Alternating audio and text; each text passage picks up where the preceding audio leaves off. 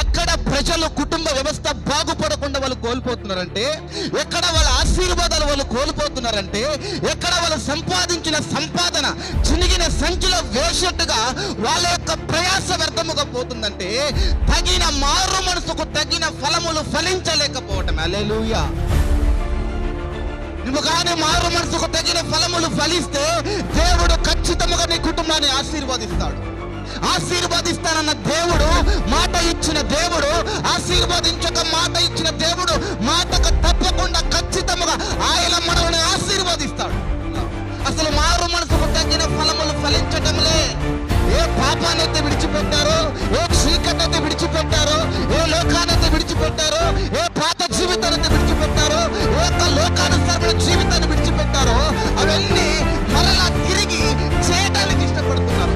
దానికి అందుకనే ఆ యొక్క ఆశీర్వాదాలు మారు మనసుకు తగిన ఫలములంటే సంఘములో పరిశుద్ధత, సంఘములో నీతి, సంఘములో యథార్థత, గ్రామములో యథార్థత. నువ్వు ఏమి మాట్లాడాలో అవే మాట్లాడాలి, నువ్వు ఏమి చేయాలో అవే చేయాలి. నువ్వు ఎలా బ్రతకమన్నాడో దేవుడు అట్లానైతే బ్రతకాలి. నువ్వు ఎలాగూ జీవించమన్నాడో దేవుడు అలాగనే జీవించాలి తప్ప దేవుడికి వ్యతిరేకమైన పనులు మనం చేయాలి. మీరు నష్టపోతున్నప్పుడు, మీరు కష్టాల పాలవుతున్నప్పుడు, మీ కుటుంబంలో రోగాల పాలవుతూ ఉన్నప్పుడు, మీ కుటుంబంలో ఒక శాపాన్ని అనుభవిస్తూ ఉన్నప్పుడు దానికి కారణం దేవుడు కాదు. దానికి కారణం నీవు మారు మనసుకు తగిన ఫలములు ఫలించలేకపోవటమే. నువ్వు కానీ మారు మనసుకు తగిన ఫలములు కానీ ఫలిస్తే ఆశీర్వదిస్తానన్న దేవుడు ఖచ్చితంగా మనల్ని ఆశీర్వదిస్తాడు. ఆయన మాట ఇచ్చిన దేవుడు మాట తప్పడు. మీరు మారు మనసుకు తగిన కానీ ఫలములు ఫలిస్తే నీ సంపాదన నీ దగ్గర నిలబడుతుంది. నువ్వు మారు మనసుకు తగిన ఫలములు కానీ నువ్వు జీవిస్తే నీ సంపాదన, నీ ఆరోగ్యం, నీ పిల్లల యొక్క భవిష్యత్తు ఒక ఉన్నతమైన స్థానములో దేవుడు నిలబెడతాడు. ఆదివారం సంఘములో కనపడాలి. మారు మనసుకు తగిన ఫలములంటే పొరపాటును కూడా ఆదివారం మానుకోకూడదు.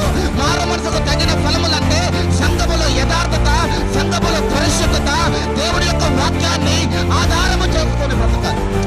ఆ మారు మనసుకు తగిన ఫలితాన్ని దేవుడు నీ పిల్లల జీవితంలో జరిగిస్తాడు. నువ్వు కష్టపడిన కష్టాన్ని దేవుడు ఆశీర్వదించినట్టు చేస్తాడు. ఆదివారం రాగానే దేవుని మందిరంలో కనపడాలి. అది మారు మనసుకు తగిన ఫలితం. నువ్వు మందిరం నుంచి బయటికి వెళ్ళగానే పరిశుద్ధత నువ్వు కనపడాలి. అది మారు మనసుకు తగిన ఫలితం. నీ నోటిని నువ్వు కాపాడుకోవాలి, నీ చూపు నువ్వు కాపాడుకోవాలి, నీ యొక్క పరిశుద్ధత నువ్వు కాపాడుకోవాలి, నీ యథార్థత జీవితాన్ని నువ్వు కాపాడుకోవాలి.